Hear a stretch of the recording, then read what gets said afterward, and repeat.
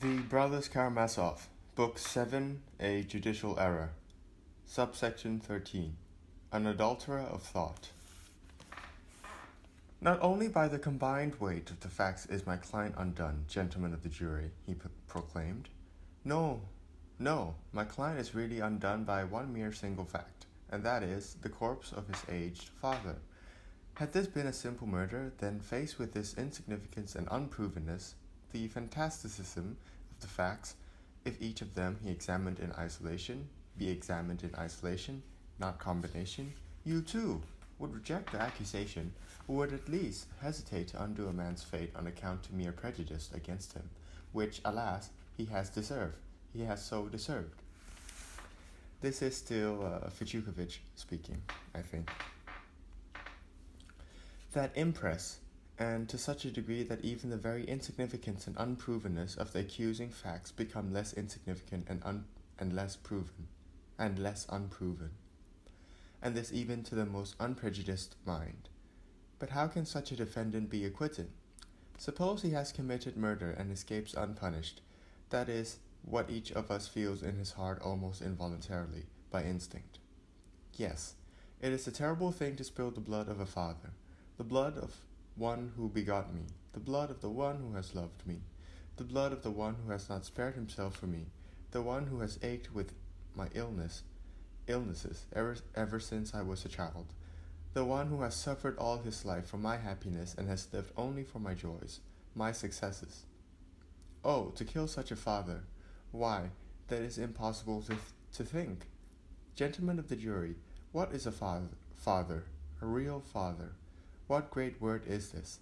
What terrifyingly great idea lies in this designation? We have just indicated in part what a true father is and should be. But in the case before us now, the one with which we are so occupied, with which our souls ache, in the case before us, the father, the deceased Fyodor Pavlovich Karamazov, in no way fitted the conception of a father which impressed our hearts just now. That is a misfortune. Yes, indeed, certain fathers resemble a misfortune. But let us examine this misfortune more closely. After all, we must fear nothing, gentlemen of the jury, in view of the importance of the decision we are about to make. We must especially fear nothing now, and, as it were, wave certain ideas away, like children or like women easily frightened, to employ the highly talented prosecutor's happy expression. But in his impassioned speech, my respected adversary, an adversary even before I had uttered my first word, my adversary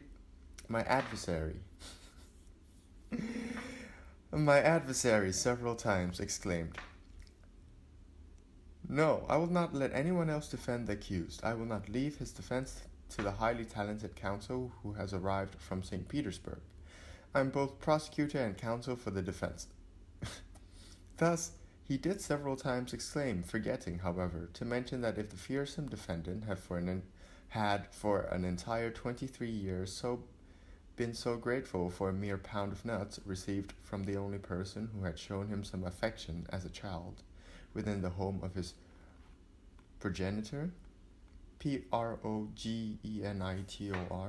then vice versa, such a man would he, be able to forget all those 23 years that he had run about barefoot at his father's house, in the backyard without any boots on, and with his little trousers held up by a single button, in the expression of the philanthropic Herzenstube. Oh, gentlemen of the jury, why must we examine this misfortune more closely? Repeat that which all already know. What greeted my client when he arrived there at his father's house, and why depict my client as unfeeling, an egoist, a monster? He is unrestrained, he is wild and violent. That is why we are trying him now. But who is to blame for his fate? Who is to blame that with good inclinations, with a noble, feeling heart, he received such a preposterous upbringing? Did anyone instruct him in sweet reason? Was he educated in science and study? Did anyone love him even just a little when he was a child? My client grew up under God's protection, like a wild beast, that is. Perhaps he had yearned to see his father after long years of being apart from him, perhaps 1,000 times before, remembering his childhood as in a slumber. He had driven away the repulsive specters that had haunted his dreams as a child, and yearned with all his soul to excuse his father and to throw his arms about him. And what happens? He is greeted by nothing but cynical sneers, suspicion and chicanery, chicanery, concerning the disputed money. He hears nothing but talk and worldly maxims that make his heart turn over every day over some cognac, and at last beholds his own father trying to take away from him, his son, by means of his son's money, his mistress. O gentlemen of the jury, this is repulsive and cruel. And the same old man complains to everyone about his son's cruelty and lack of deference, blackens his name in society, defames him, slanders him, buys up his letters of debt in order to have him put in prison. Gentlemen of the jury, these souls, these men who, like my client, seem outwardly cruel-hearted, violent, and unrestrained, may very often be of an exceedingly tenderness of heart, only that they do not display it. Do not laugh at my idea. The talented prosecutor laughed today at my client without pity, exposing his love for Schiller, his love of the beautiful and the lofty. Were I in his place, the place of prosecutor, I would not laugh at those things. Yes, these hearts. Oh, let me defend these hearts that are so seldom and so incorrectly understood. These hearts very frequently yearn from the tender, the beautiful, and the just, and precisely as it were in contrast to themselves, their violence, their cruelty. They yearn, unconsciously, but yearn they do. Passionate and cruel on the exterior, they are capable of loving to the point of torment, for example, a woman, and invariably with a spiritual, elevated love. Once again, do not laugh at me. That is the very thing that most often occurs in these natures. The only thing is that they are unable to conceal the passion of their temperament, which is at times very coarse, and it is this that strikes, this that is noticed, while the inside of the man is not seen. On the contrary, all their passions are quickly sated, but near the noble, beautiful being this apparently coarse and cruel man seeks renewal, seeks the possibility of correcting his ways, of becoming better, making himself lofty and honorable, lofty and beautiful, however mocked those words may be. Earlier I said I would not permit myself to touch the roman of my client with Miss Verkovzeva. Oh, I said it right. Nice. I think. Alright, back to the book. For all that, however, half a word may be said. We heard today not a statement, but merely the cry of a frenzied and avenging woman, and not for her, not for her is it to rebuke him for betrayal, for she herself has betrayed. Had she but had a little time to think it over, she would not have given such testimony.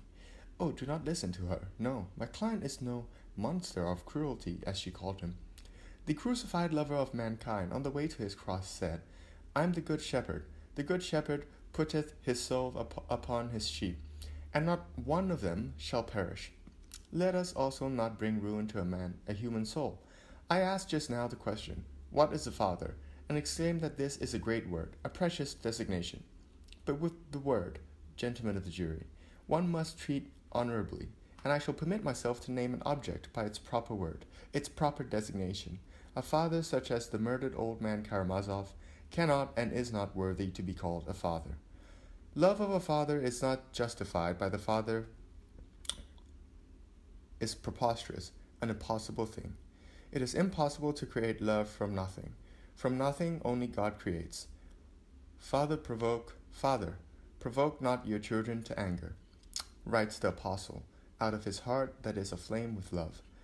Not for the sake of my client do I cite these holy words now. I recall them for all fathers, who has given me this authority to instruct fathers? No one. But as a man and as a citizen, As a citizen, do I appeal? Vivo voco. I don't know what that means. VIVOSVOCO. We are not long upon the earth. We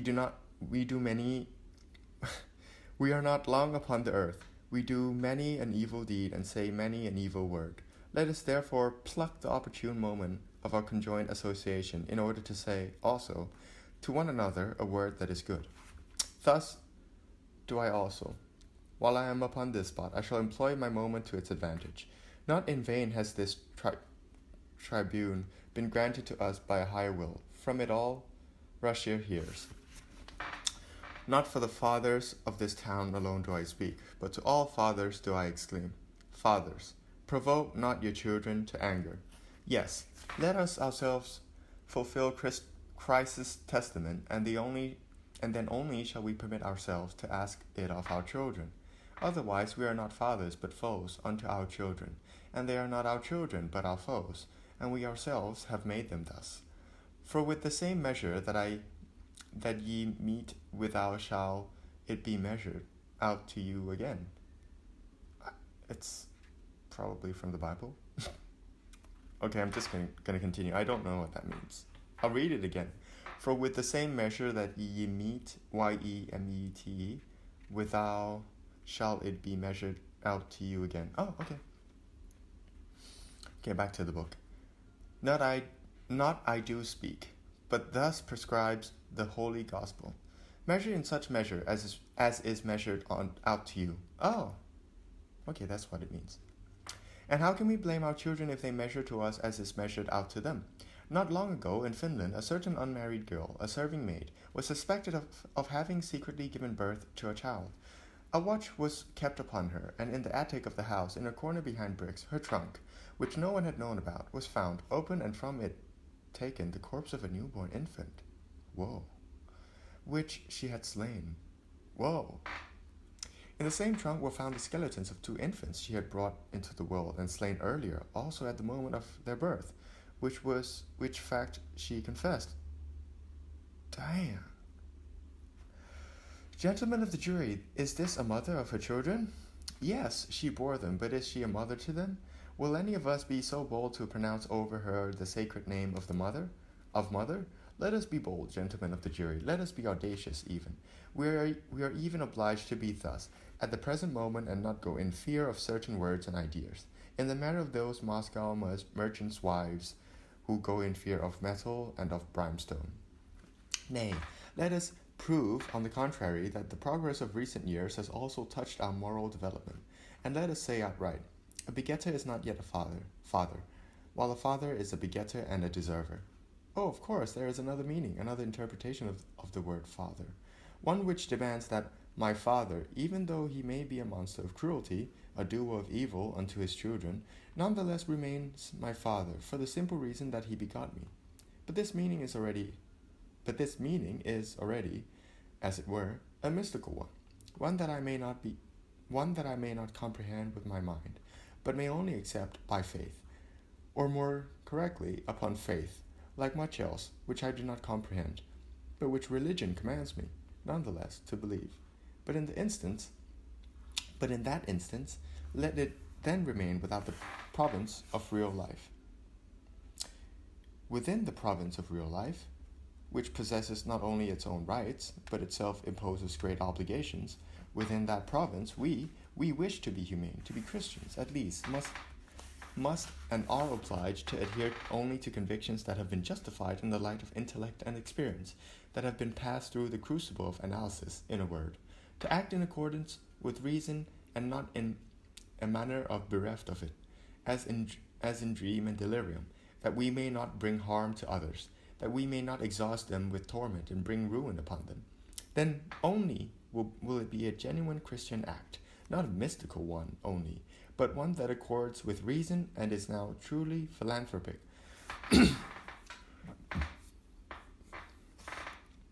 At this passage, loud clapping broke forth from many areas of the chamber, but Fetyukovitch even began to wave his hands, as though he were imploring that he not be interrupted and be allowed to finish. All of an instant grew hushed. The orator resumed. Do you suppose, gentlemen of the jury, that questions of this can possibly fail to affect our children, if, that is to say, they are already grown to youth, already beginning to think for themselves? No, they cannot, and let us not ask of them impossible forbearance. The sight of an unworthy father, especially when compared to other fathers, worthy ones, of other children, his coevals, coevals, involuntarily prompts a youth with tormenting questions. The official answer to these questions is, He hath begotten thee, and thou art his blood, and therefore must thou also love him. Involuntarily the young begins to reflect. Did he love me when he begot me? He asks, in greater and greater astonishment. Was it for me that he begot me? He knew neither me nor even my gender at that moment. The moment of passion, inflamed perhaps by vodka, and passed on to me only a propensity for hard drinking. There are all his good deeds. Why then must I love him, merely because he begot me, and thereafter all his life did not love me? Oh, to you perhaps these questions appear coarse, cruel, but then do not demand of a young mind impossible forbearance. Drive nature out of the door, and she will fly in at the window. And above all, let us not go in fear of metal and brimstone, and let us decide the question as reason and philanthropy, not mystical concepts, prescribe. How then may it be decided? Like this. Let the son stand before his father and ask him in good sense, Father, tell me, why must I love you? Father, prove to me that I must love you. And if it is within the father's power and capability to reply and prove it to him, then this is a true and normal family, grounded not upon mere mystical prejudice, but upon foundations that are reasonable, self-accounting, and stringently humane. In the contrary instance, if the father is unable to offer proof, then at once an end to this family. He is no father to him, and the son receives his freedom and the right henceforth to consider his father as one alien to him, and even as his foe. Our tribune, gentlemen of the jury, must be a school of truth and plain concepts. Here the orator was interrupted by clapping that was so uncontainable and almost frenzied. Of course, not all the chamber applauded, but all the same, a half of the chamber applauded. The fathers and mothers applauded. From above, where the ladies sat, came shrieks and cries. Handkerchiefs were waved. The chairman began with all his might to ring the bell. He was evidently irritated by the conduct of the chamber, but to clear it, as he had not long ago threatened, he decidedly did not dare. Even the persons in high office, old men with stars upon the frock coats, who sat in special chairs behind, applauded and waved handkerchiefs in the orator's direction, with the result that when the hubbub had abated, the chairman merely contented himself with his earlier, most stern promise to clear the chamber, and the triumphant and excited Fetukovich again began to resume his speech. Gentlemen of the jury, you recall that dreadful night, of which so much has already been said today, when a son, by climbing a fence, penetrated into the house of his father and stood, at last, face to face with the one who begot him, his foe and wronger. With all my might, I insist. Not for money did he come running at that moment. The accusation of robbery is preposterous, as I have already explained, and not to murder him. Oh no! Did he force his way into his house? Had he with premeditation had that design, he would have at least have seen to the matter of the murder weapon in advance, but he snatched the brass pestle instinctively, himself not knowing why. Even assuming that he had deceived his father by the signals, even assuming that he penetrated into his chambers, I have already said that not for 1 minute do I believe that legend, but assume that it were so. So let it be, and let us suppose it for a single moment. Gentlemen of the jury, I swear to you, by all that is holy, that had this not been his father, but another wronger to him who was not related, he would, having run from room to room, and ascertained that the woman was not within that house, have run away headlong, doing no harm to his rival, might have struck him, pushed him, possibly, but that is all, for that was not what was on his mind. He had not time for that. He needed to learn where she was. But the father, Oh, all was done by mere sight of the father. By the mere sight of the father, his hater since childhood, his foe, his wronger, and now his monstrous rival. A sense of hatred seized hold of him involuntarily, uncontainably, and reasoning was impossible. It all rose up in a single moment. It was an affect of mindlessness and madness, but also an affect of nature, avenging her eternal laws impetuously and unconsciously, like everything else in nature. But even now the murderer did not murder. I affirm this, I cry it. No, he merely brandished the pestle in sickened indignation, not desiring to kill, not knowing that he would kill.